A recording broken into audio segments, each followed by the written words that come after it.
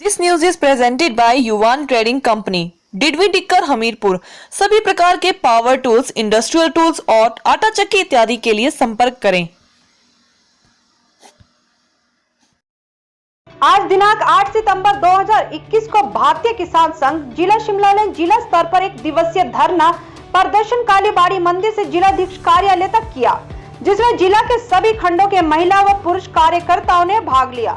प्रदर्शन में उपस्थित प्रदेश महामंत्री सुरेश ठाकुर, प्रचार प्रमुख जय सिंह, प्रदेश युवा प्रमुख अजीत सकलानी, जिलाध्यक्ष केदार ठाकुर, जिला मंत्री भूपेंद्र राणा, जवाहर शर्मा एवं खंडों के खंड अध्यक्षों व मंत्रियों ने जिलाधीश के माध्यम से माननीय प्रधानमंत्री भारत सरकार को ज्ञापन दिया। सुरेश ठाकुर ने कहा कि किसान को उसकी उपज का न्यूनतम समर्थन मूल्य नहीं, लागत के आधार पर लाभकारी मूल्य दिया जाए। कृषि उत्पादों के मूल्यों को हमेशा नियंत्रित रखा गया है, जिससे स्वतंत्र बाजार व्यवस्था विकसित नहीं हो सकी है और कृषि आदान तो महंगे होते जा रहे हैं, परंतु न्यूनतम समर्थन मूल्य पीछे छूट गया है। न्यूनतम समर्थन मूल्य तय होने पर भी मंडियों में किसानों की उपज उससे कम मूल्यों में बिकती है। केंद्र सरकार द्वारा अलग अलग प्रकार की कई योजनाएं चल रही है, परंतु मुख्य विषय जो किसानों में अशांति का कारण बना हुआ है, किसानों को उनकी उपज का लागत आधारित मूल्य नहीं मिलना है। भारतीय किसान संघ का मत है कि किसान को आदान पूर्ति करता, उसकी उपज का व्यापार करने वाले तथा उद्योग चलाने वाले सभी तो फल फूल रहे हैं, संपन्न हो रहे हैं, फिर स्वयं किसान क्यों कर्जदार और गरीब से गरीब होता जा रहा है। बाजार भाव एवं न्यूनतम समर्थन मूल्य में भी सैकड़ों रुपए का अंतर है।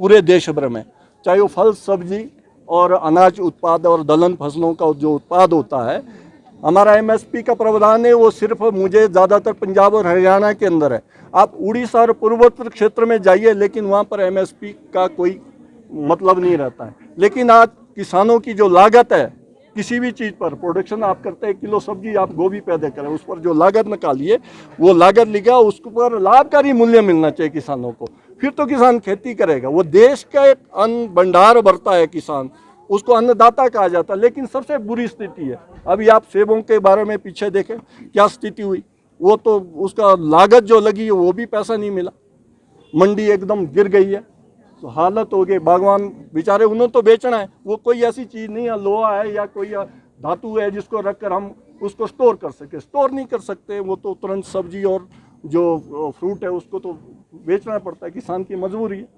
इसके तर्ज पर मैं एक और सरकार से मांग करता हूँ, किसानों को अनुदान 80% अनुदान केंद्र सरकार और प्रदेश सरकार इस ओर ध्यान दिए कि सरकार को सीए स्टोर और इसके लिए जैम, जेली या एप्पल साइडर, एप्पल वाइन बनाने के लिए प्रोत्साहन दिए जाए।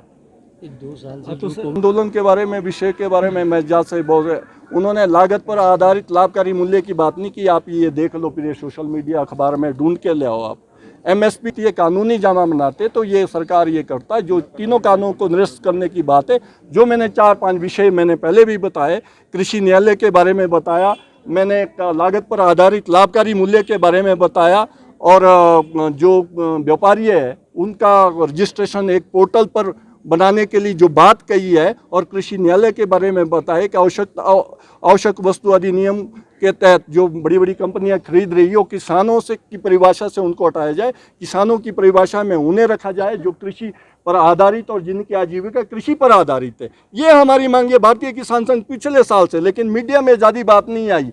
हमारे पर ऑनलाइन हमने 400 सांसदों से संपर्क किया देश भर के, लेकिन 6 सांसद जो प्रदेश के हमने संपर्क, 2 सांसदों को मैंने संपर्क किया, उनको ये विषय दिया कि पार्लियामेंट में ये बात आएगी, आप इस विषय को लेकर जाइए।